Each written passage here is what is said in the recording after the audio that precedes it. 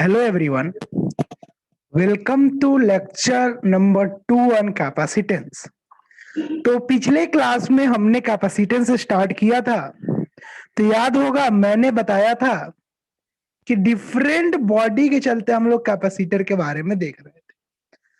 आज हम लोग इसी में इस कड़ी में आगे बढ़ते हुए parallel plate capacitor let capacitor और के चलते भी देखा था कि अगर एक पैरेलल प्लेट कैपेसिटर है तो पैरेलल प्लेट कैपेसिटेंस के लिए जो कैपेसिटेंस की वैल्यू आती है that is comes out to be epsilon not A upon D के बराबर।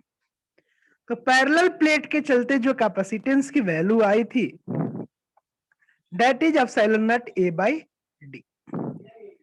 फिर हमने दूसरा चीज यहीं पर देखा था केसेस ऑफ स्फेरिकल कैपेसिटर्स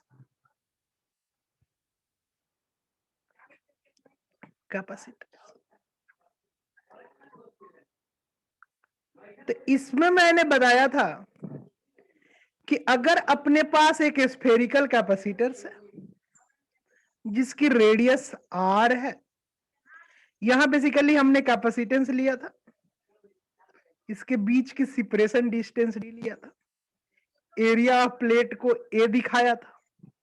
लेकिन यहां पर अपना जो कैपेसिटेंस अगर निकाले जिसकी रेडियस आर है तो ये कैपेसिटेंस की वैल्यू आएगी that is equal to C is equal to 4 pi epsilon not R के बराबर। तो ये हम लोगों ने स्फेरिकल कैपेसिटेंस की बातें की। इसी में अगर मान लो डेरिवेटिव ऑफ स्फेरिकल कैपेसिटेंस बात करें, derivative of spherical capacitance, spherical capacitance की डेरिवेटिव की बातें कर रहे हैं, यानी कि अपना जो कैपेसिटेंस ले रहे हैं उसमें का केस 1 करना चाहते हैं। केस 1 में हम लोग क्या कर रहे हैं कि एक कैपेसिटेंस लेकर चले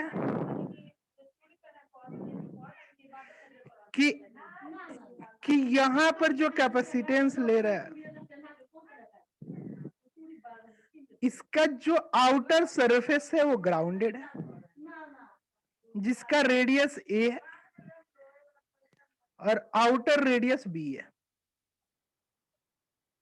आउटर रेडियस इसका ये बी है। तो अगर इस केस में अगर आप कैपेसिटेंस निकालिएगा तो ये आता है 4 pi epsilon not A B upon A minus B के बराबर। यानी कि इस केस में जो अपनी कैपेसिटेंस की वैल्यू आती है that is equal to 4 pi epsilon not A B upon A minus B के बराबर आती है। ये हम लोगों का ए माइनस बी नहीं, बेसिकली यहां पर बी माइनस ए कर सकते हो, मैग्नीट्यूड मॉड ले सकते हो, ऐसे लिख सकते हो, या फिर इसी को बहुत लोग लिखता है C is equal to 4 pi epsilon not A B, outer radius ले रहे हो इसलिए बी माइनस ए। अगर हम लोग इसी कैपेसिटेंस में जा रहे हैं इस आउटर सरफेस के बजाय इनर सरफेस को, हम लोग केस 2 की बात कर ले, इसमें केस 2 हम लोग इनर सरफेस को ग्राउंड कर दे, मतलब कि अब ये वाला सरफेस अगर ग्राउंडेड हो तब क्या होगा, ये रेडियस ए था, ये रेडियस अपना बी था। तो जैसे ही इनर वाला कैपेसिटेंस का जो एरिया है रेडियस ए था उसको ग्राउंड कीजिएगा तो इसकी कैपेसिटेंस की वैल्यू जो आती है वो आती है 4 pi epsilon not B square upon B minus A. This is all about derivative of spherical capacitance. अगर मान लो कि यहां पर तो स्फेरिकल कैपेसिटेंस की बातें कर लिए, स्फेरिकल के अलावा अपने पास सिलेंड्रिकल बॉडी हो, सिलेंड्रिकल बॉडी हो, यानी कि एक सिलेंडर हो ऐसे करके, ये सिलेंडर अंदर की तरफ गया हुआ है, जिसकी कुछ इनर रेडियस होगी, आउटर रेडियस होगी। मैं कलर चेंज करके इनर रेडियस आउटर रेडियस को दिखा लेता हूं। मान लो ये अपना इनर रेडियस है ए और ये अपना आउटर रेडियस है बी। तो इस केस में अगर हम कैपेसिटेंस निकालते हैं तो जो कैपेसिटेंस की वैल्यू, अगर इसकी जो अपने सिलेंडर होगी उस सिलेंडर की कुछ लेंथ होगी, cylinder length is equal to L length that is equal to L. मतलब कोई सिलेंडर अपना इस टाइप्स का, ये इनर टाइप्स में ये सिलेंडर बना हुआ है, इसकी ये लेंथ गिवन है अपने को L, this is given as L. तो इसकी अगर हम लोग निकालते हैं कैपेसिटेंस तो वो आती है 4 pi epsilon naught L upon 2 times of ln of b by A. This is cylindrical capacitance. ये जो कैपेसिटेंस की वैल्यू आएगी वो आती है 2 times of ln b by A के बराबर। चलो यहां तक तो ठीक है, सिलेंड्रिकल कैपेसिटेंस तक ठीक है। What will happen if we have a dielectric medium? Dielectric body to be placed inside. To be placed. अगर एक डाइलेक्ट्रिक प्लेस हो गया तब हमारा कैपेसिटेंस पर क्या असर पड़ेगा, इसके बारे में बात की जा रही है। यानी कि अब हम लोग कैपेसिटेंस को निकालेंगे, अगर डाइलेक्ट्रिक रख दिया गया है तब क्या होगा। मान लो let dielectric having dielectric constant K, dielectric constant that is equal to K. तो अपना जो डाइलेक्ट्रिक बना रहे हैं, जो कैपेसिटेंस बना रहे हैं, उसकी डाइलेक्ट्रिक कांस्टेंट अपना के हो रहा है। तो उसकी अगर हम लोगों की डाइलेक्ट्रिक कांस्टेंट के हो गई तो उस मीडियम पे जो इलेक्ट्रोस्टैटिक फोर्स लगेगी वो इलेक्ट्रोस्टैटिक फोर्स आएगी, वो इलेक्ट्रिक फोर्स आएगी that is equal to 1/4 pi epsilon not के, 1/4 एप्सिलॉन नॉट के into Q1 Q2 by R square. जैसे ये फोर्स चेंज होता है अकॉर्डिंगली हर एक चीजें चेंज करने लगेगी। तो इस केसेस में अगर पैरेलल प्लेट की बात की जाए, पैरेलल प्लेट की, तो उसकी कैपेसिटेंस बन जाएगी 4 पाई एप्सिलॉन नॉट, सॉरी, उसकी जो कैपेसिटेंस बनेगी वो बनेगी अपने को, हम लोग जानते हैं that is equal to 4 sorry epsilon not K A by D, just a capacitance of a parallel plate, epsilon not K A by D. ये पैरेलल प्लेट की चेंज करेगी, इसके हिसाब से अपना जो स्फेरिकल वाले होंगे बॉडी का, for infinite one, infinite second surface, surface इसकी जो कैपेसिटेंस बन जाएगी वो बनता था 4 पाई एप्सिलॉन नॉट आर, तो ये बन जाएगा 4 pi epsilon not K A R. वही अगर हम लोग जो दूसरे वाले की बात करें कि दूसरा वाला सरफेस जिसपे हम लोगों की डाइलेक्ट्रिक्स वगैरह नहीं था, इनफाइनाइट सरफेस में अंदर प्लेस्ड था, हम लोगों का मान लो 1 मीडियम है, 2 मीडियम है, outer surface grounded, outer surface grounded, ये ग्राउंडेड हो। तो जब आउटर सरफेस ग्राउंडेड होगा तो इसकी जो कैपेसिटेंस बनेगी that is equal to 4 pi epsilon not K A B upon B minus A. अगर इनर ग्राउंडेड होगा, इफ इनर इज ग्राउंडेड, अगर ये वैल्यू का इनर ग्राउंडेड है, inner is grounded,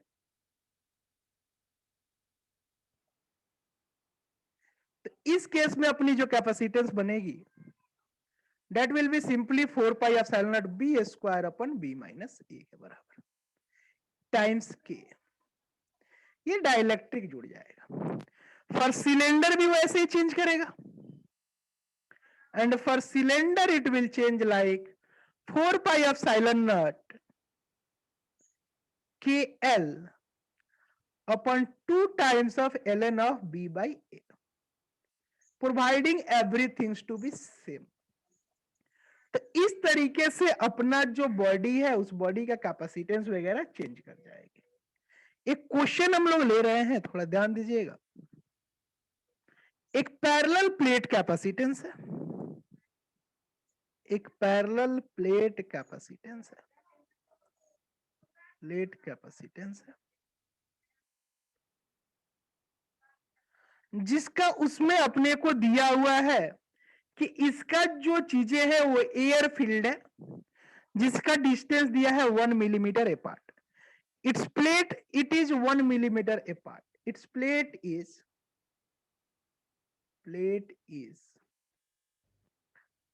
1 millimetre apart. यानी कि इसके जो प्लेट है वो अपने को 1 मिलीमीटर की दूरी पर है,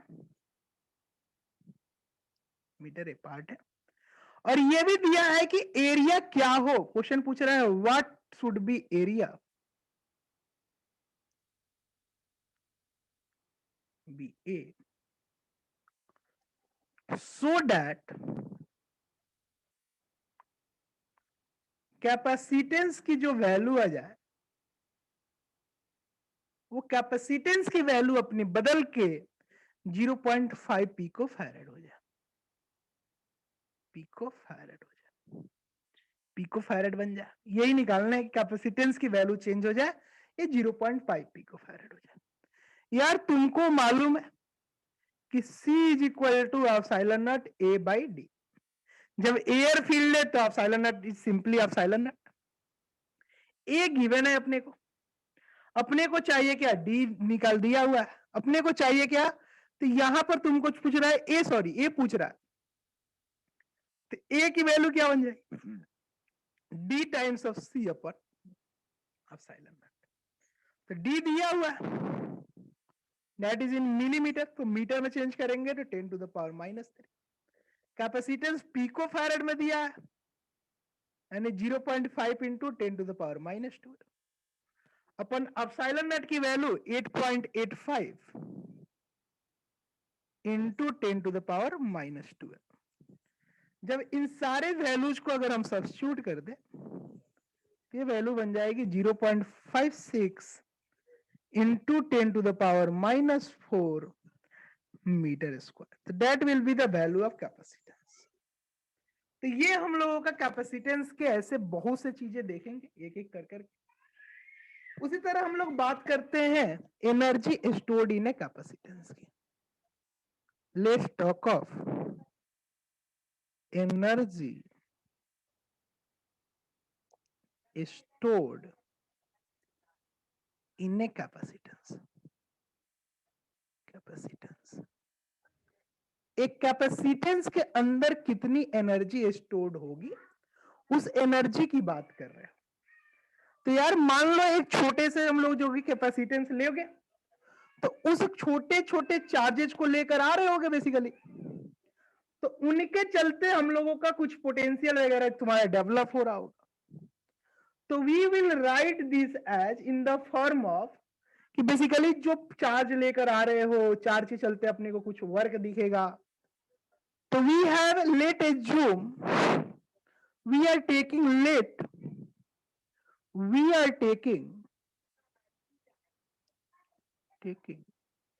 a small charge dq, हम लोग एक स्मॉल चार्ज डीक्यू लेकर आ रहे हैं, स्मॉल चार्ज डीक्यू, बेसिकली हम लोग एक स्मॉल सा चार्ज लेकर आ रहे हैं डीक्यू। तो जब डीक्यू जैसा एक स्मॉल चार्ज लेकर आ रहे हो तो और उसका potential it is inside a having a body have a potential difference v, ये भी मान लो let potential difference is v, let potential difference ये कितना है v है। तो वर्क डन इस प्रोसेस में जो होगा dw वो कितना बनेगा v dq बनेगा, और v dq को क्या लिख सकते हैं, dq को क्या लिख सकते हैं q by c, we can write this v is equal to nothing but q by c, तो q by v होता है कैपेसिटेंस, तो इसको लिख दिया q by c। इसको दोनों बगल से अगर हम लोग क्या करें इंटीग्रेट कर दें, 0 से w, इसको भी 0 से q, तो ये बन जाएगी value q square upon 2c that is equal to work done. तो ये बन गया work done is equal to q square upon 2c। इसी वैल्यूज के आधार पर आप चाहे तो यहां से आप लिख सकते हैं, अगर q इज इक्वल टू सी भी पुट कर दे, जो चार्ज अगर मान लो लेट चार्ज एक्यूमुलेटेड जो होगा वो कितना होगा q इज इक्वल टू सी, अगर इस वैल्यूज को यहां सब्स्टिट्यूट कर दिया गया तो ये बन जाएगी सी स्क्वायर भी square upon 2c that is equal to work done. तो यहां से वर्क डन की जो वैल्यू बनेगी that will be forms out to be half C V square के बराबर।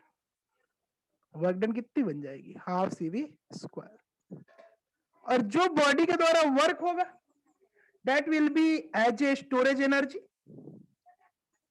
जो भी इसकी वर्क होगी दिस वर्क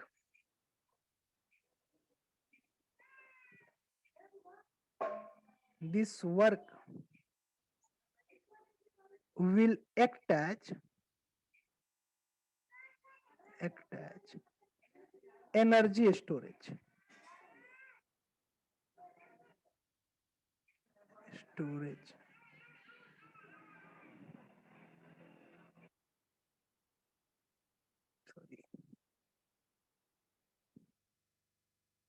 ये वर्क जो होगा वो एनर्जी स्टोरेज के रूप में जाएगा।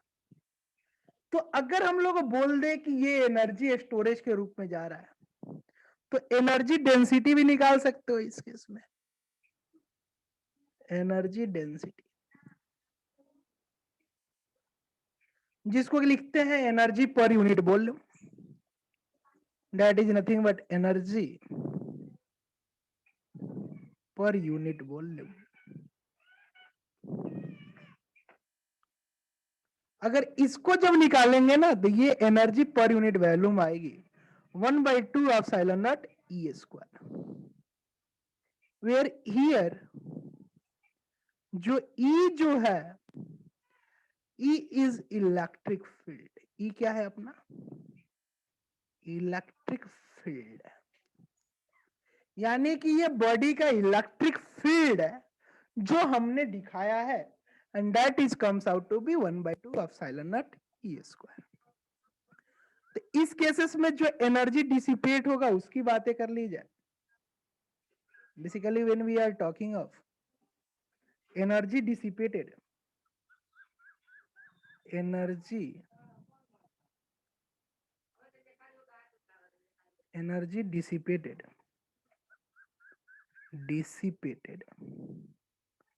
जो एनर्जी डिसिपेट कर जाए that is also equal to half C V square, वो भी अपने को कितने होगा half C V square, that is in the form of heat, it's in form of heat, किसके फॉर्म में होगा तो हीट के फॉर्म में, यानी कि जो एनर्जी डिसिपेट होगा that is also in the form of heat, वो किसके फॉर्म में जाएगा तो हीट के फॉर्म में जाएगा। ये एक पॉइंट है। Now we are moving to another point that is a very important point, कि कैसे टाइप के कैपेसिटेंस लेकर हम लोग वर्किंग के लिए जा रहे हैं, उसकी डिपेंडेंसी, यानी कि कैपेसिटेंस की नेचर क्या है उसके हिसाब से बात करें। मान लो एक बॉडी है जिसकी कैपेसिटेंस C1 है और एक और बॉडी है जिसकी कैपेसिटेंस C2 है। इसकी पोटेंशियल शुरू में V1 था और इसकी पोटेंशियल V2 थी। तो मैंने क्या किया कि इन दोनों को चार्जेज करना शुरू किया। इसको Q1 चार्ज किया और इसको Q2 तक चार्ज किया, और इनको चार्ज करने के बाद मैंने क्या किया कि I have connected this capacitance in parallel, capacitance को कनेक्ट कर दिया, to be connected by removing after charging, या लिख सकते हो connected after charging, connected after charging. जैसे ही इस कैपेसिटेंस को मैंने चार्जिंग करने के बाद कनेक्ट किया, तो इसकी जो नया वाला जो पोटेंशियल जो डेवलप होगी, that potential will be simply the total charge elapsed upon total capacitance C equivalent. आगे पढ़ाऊंगा इसको। तो ये वैल्यू बन जाएगी C1V1 प्लस C2V2 अपन C1 प्लस C2 के बराबर। तो ये वैल्यू आकर आएगी C1V1 प्लस C2V2 अपन C1 प्लस C2। तो ये अपने को टोटल चार्ज जो होगा इसके केस में होगी। अब हम लोग बात करते हैं how is the capacitance to be connected, that is series and parallel connection of capacitance, series and parallel combination of capacitance। Capacitance को अगर सीरीज और पैरेलल में जोड़ेंगे तब क्या होगा उसके बारे में अपने को देखना है, थोड़ा ध्यान देंगे। If it is connected in, it is connected in series, अगर ये सीरीज में कनेक्टेड हो, मतलब कि अपना जो कैपेसिटेंस जो ले रहकर चल रहे हैं, एक कैपेसिटेंस ऐसे दिखा रहे हो, एक कैपेसिटेंस ऐसे दिखा रहे हो, एक कैपेसिटेंस ऐसे दिखा रहे हो, और ऐसे करके ऐसे n कैपेसिटेंस दिखा रहे हो, C1, C2, C3 और Cn। इन सारे कैपेसिटेंस को लाकर एक पार्टिकुलर पोटेंशियल के साथ आपने इसको जोड़ दिया, जिसकी पोटेंशियल है V के बराबर। तो यार जो भी कैपेसिटेंस होगा यहां से जो चार्जेस जाएंगे बेसिकली, चाहे कोई भी कैपेसिटेंस हो, यहां से जो चार्ज जाएगी वो चार्ज हर जगह सेम होगी, चार्ज विल बी सेम। तो ये सीरीज कनेक्शन है तो चार्ज विल बी सेम। जब चार्ज इसका हर जगह सेम हो गया तो होगा क्या, ध्यान देंगे। जब इसकी चार्ज सेम हो गई तो ड्यू टू सेम चार्जेस, जब चार्ज इसका सेम हो जाए तो यहां पर मिलेगी क्या कि ये जो चार्ज हो गई बॉडी की सेम, तो चार्ज अपनी same, so basically potential is going to be divided. So basically B will be divided in the form of B1 plus B2 plus B3 and so on till Vn। और V की value जो होती है वो कितने के बराबर, that is nothing but Q by C equivalent, that is equal to Q by C1 plus Q by C2 plus Q by C3 and so on till Q by Cn। तो यहां से वैल्यू बन जाएगी C equivalent equal to, sorry 1 by C equivalent equal to 1 by C1 plus 1 by C2 plus 1 by C3 and so on till 1 by Cn। ये अपना C equivalent बनेगी किस case में, जब हमने कैपेसिटेंस को किस में जोड़ा, सीरीज में। अगर मान लो गलती से किसी ने इस कैपेसिटेंस को किस में जोड़ दिया, पैरेलल में, तो जब कैपेसिटेंस पैरेलल में जुड़े जाएंगे तो कुछ ऐसे होगा, ऐसे करके जुड़ते चले जाएंगे, ऐसे करके, और ये सारे कैपेसिटेंस अपने जुड़ रहे हैं, ये सारे कैपेसिटेंस अपने जुड़ रहे हैं ऐसे करके, जिसकी ये पोटेंशियल भी, ये कैपेसिटेंस C1, इसकी capacitance C2, C3 and so until Cn। तो यहां से भी चार्जेज जो होंगे वो चार्जेज अब डिस्ट्रीब्यूट कर जाएंगे, यहाँ Q1 चार्ज आएगा, यहाँ Q2 चार्ज आएगी, यहाँ Q3 चार्ज आएगी, यहाँ Q1 चार्ज। तो बेसिकली चार्ज इज डिस्ट्रीब्यूटेड, यानी Q will be equal to Q1 plus Q2 plus Q3 and so on till Qn। तो Q को लिख सकते हैं आप, this is nothing but equal to C equivalent into V, that is equal to C1V plus C2V plus C3V and so on till CnV। तो यहां से अपना वैल्यू जो बनेगी C equivalent is equal to C1 plus C2 plus C3 and so on till Cn बन जाएगी। यानी कि कैपेसिटेंस जो आएगी individually, it is a sum of each and everybody capacitance. Capacitance जो आएगी वो सम हो जाएगी एक एक कैपेसिटेंस की। This is all about series combination of the capacitance. तो हमने सीरीज कनेक्शन देखा और पैरेलल कॉम्बिनेशन भी देखा कि सीरीज कॉम्बिनेशन में कैसे अपना कैपेसिटेंस चेंज होगा और पैरेलल कॉम्बिनेशन में कैसे अपना कैपेसिटेंस चेंज होगा। So we will see in the next class what will happen when we put a dielectrics inside a body. कैसे क्या होगा जब डाइलेक्ट्रिक को पुट करेंगे, कॉन्सेप्ट ऑफ व्हीटस्टोन ब्रिज। ये दो कॉन्सेप्ट हम लोगों का जो आखिरी कैपेसिटेंस के टॉपिक होंगे उसमें हम लोग देखेंगे, थोड़ा बहुत एक दो न्यूमेरिकल भी देखेंगे। बाकी आप लोग मेहनत कीजिए, प्रैक्टिस कीजिए। थोड़ा सा लेट हो गया है, ये बहुत दिनों बाद कैपेसिटेंस को लेक्चर को मैंने रेगुलेट किया, क्योंकि पैड के लिए हम लोग ढूंढ रहे थे, पैड अब हो चुकी है तो चीजें अब आसान हो गई है, करना थोड़ा मुश्किल नहीं है। तो आज की क्लास हम लोग यहीं तक बाइंड अप करते हैं, नेक्स्ट क्लास में हम लोग बाकी देखेंगे। तो होपफुली आज की क्लास में यही बंद करता हूं। Okay, thank you.